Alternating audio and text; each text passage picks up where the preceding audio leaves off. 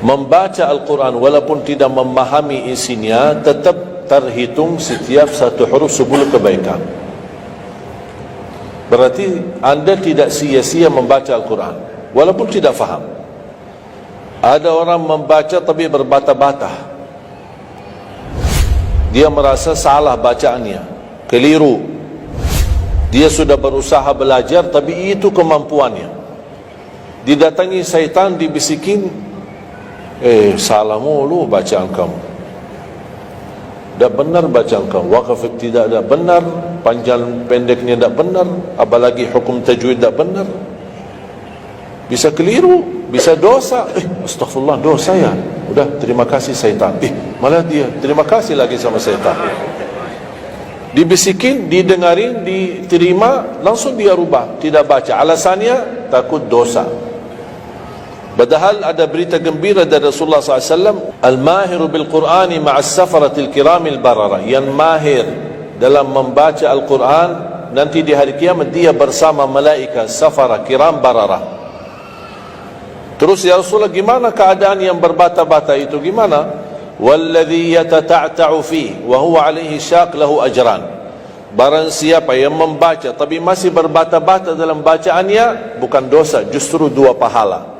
1 karena dia mau baca Al-Quran, kedua karena ada berbata-bata, kesulitan dalam membaca. Allah menghargai kesulitan, Allah berikan pahala.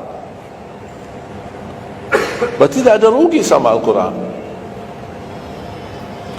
Semenjak saya mengambil keputusan tidak memegang HP, saya sadari betapa banyak kita rugi berjam-jam, berhari-hari, berminggu-minggu, bahkan bertahun-tahun kita jauh dari Al-Quran. Aku heran ketika mendengar ada orang yang bisa lewat 1 bulan tapi tidak khatam Al-Quran. 1 bulan, 30 hari, berarti minimal setiap hari 1 juz, dikali 30 hari 30 juz. Ada orang 1 tahun dah khatam-khatam. Syukur kalau khatam di bulan suci Ramadan 1 kali, habis Ramadan dia tutup Al-Quran. Mohon maaf, ketemu lagi di tahun depan pas Ramadan lagi. Ini keadaan kita.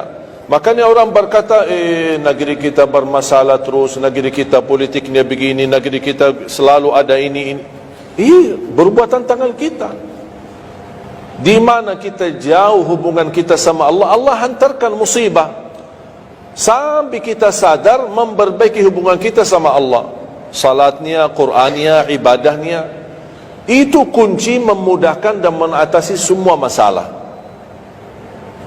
Silahkan rubahkan pemimpinnya berkali-kali, rubahkan aturan negaranya berkali-kali, tidak akan bisa terjadi kebaikan kecuali hubungan kita dari Allah Subhanahu Wa Taala. Semakin baik hubungan kita, semakin dekat Allah yang urus. Tapi kalau kita mengurus sendiri dan kita jauh dari Allah, ya silakan. Kata Allah, silahkan, wakaltuhu ila nafsi, aku tinggalkan dia untuk dirinya sendiri.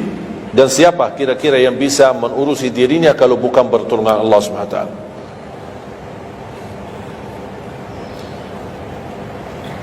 Jangankan bisa khatam Al-Quran dalam 30 hari, jangan 1 juz dalam 1 hari, 30 hari bisa dikhatam dalam waktu 10 jam.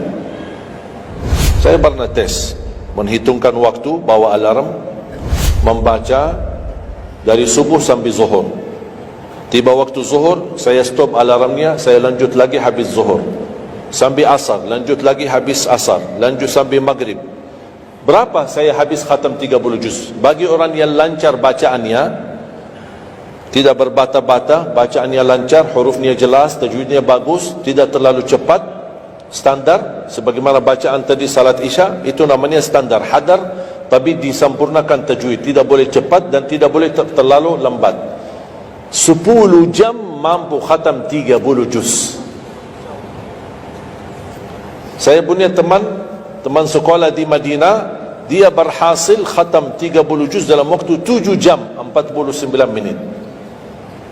Makanya aku heran kalau ada orang berkata 1 bulan, mana bisa ya?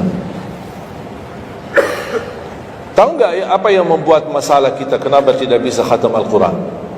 karena suka lihat halaman belakang. Begitu buka, baru mulai Al-Baqarah, Alif Lam Mim Dzalikal, buka terus halamannya. Sambil baca kita buka 600 sekian, kapan habisnya? Hudan lil muttaqin, sadaqallahul azim. Sudah langsung sadaqah, karena sudah merasa berat. Dia menghitung halaman belakang, sedangkan dia baru aja mulai satu ayat, dia langsung sadaqallahul azim. Syaitan tidak mungkin dan tidak senang melihat kita sering membaca Al-Quran. Kalau orang dulu susah baca Al-Quran, wajar, karena susah menemukan Quran. Zaman sahabat cari kulit unta untuk tuliskan ayat yang Allah turunkan. Ada potongan ayat di Sayyidina Utsman, ada potongan ayat di Sayyidina Abu Bakar, ada potongan ayat di sana sini. Coba kumpulkan, susah. Makanya semuanya larinya kepada sahabat yang begitu datangnya wahyu, mereka langsung mendengar dari Rasul, langsung bisa hafal. Seperti Sayyidina Ubay bin Ka'ab radhiyallahu an, Zaid bin Thabit radhiyallahu an, Anas bin Malik radhiyallahu an, Uthman bin Affan. Jadi mereka datangin para penghafal Qurannya. Dah ada mushaf, dah ada Quran, dah ada HP, bisa download Al-Quran 30 juz. Gimana? Tapi mereka tidak pernah tinggalkan Al-Quran. Bahkan ada di antara sahabat yang setiap malam tahajudnya khatam 30 juz dalam satu tahajud. Cuba bayangkan, kira-kira alasan kita apa? Quran sudah di mana-mana, dan segala terjemahan, warna-warni, tajwid, semua ada. Yang bagus, yang besar. Maaf, mata saya, ada yang besar, ada segede meja ini, ada. Susah menemukan, alhamdulillah HP bisa sekarang isinya 30 juz, bisa dibawa kemana-mana, tak usah pusing mencari Al-Quran. Semua kemudahan, semestinya kita mampu mengalahkan sahabat Rasul, karena kita semua fasilitas ada. Apa yang kita mau bilang sama Allah?